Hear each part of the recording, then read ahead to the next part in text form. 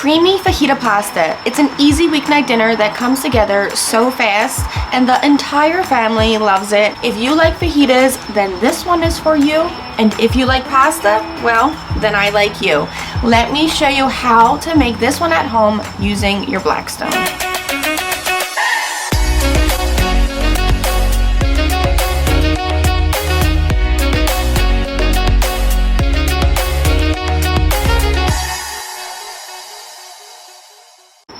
This fajita pasta is so fun because you can really use any protein that you'd like here, just like when you're making traditional fajitas.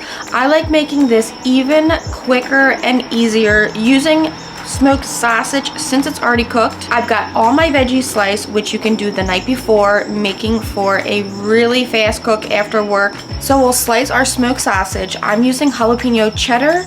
Again, use any protein that you like in this dish. Now onto medium-high heat, a layer of avocado oil goes down across the surface. Adding that layer of oil across your entire surface before every single cook is going to keep your griddle surface evenly seasoned each and every time you cook. Down goes our sausage. Since it's already cooked, we can also add our veggies at the same time with a little extra oil for them, tossing to coat. We'll season with our Blackstone fajita seasoning, get everything mixed together, and then spread out really well. This way, each veggie and piece of sausage gets a nice sear on every part of it.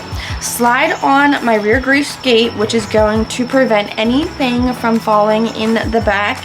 Then we'll add some garlic paste, giving that one more toss. And now it's time to add our pasta with a little more fajita seasoning. We'll marry our pasta and veg, then down goes some butter to mix throughout. Now, of course, I like more garlic, so a little more garlic paste for me. Then for that creaminess in this pasta, we're adding some whipped cream cheese, some heavy whipping cream, tossing that all together, and you'll see instantly how well this just comes together. Some fajita seasoning over this, and right before we finish, we go in with a handful or 2 or 3 of some Parmesan cheese. You can see how creamy this is. I would eat this straight off the griddle, but you can also add some additional cheese to this if you'd like at this point. A garnish of parsley to go over the top, or switch it out for cilantro. Before plating this up with a little extra parm and parsley for a perfect plated meal. Now it's time to dig into this. It's so crazy fast, so crazy good, and I just think you guys are gonna love this. So if you do end up making it, I'd love to hear from you guys. Shoot me a picture, post a picture, or send me a message. I cannot wait to see what you guys think of this one.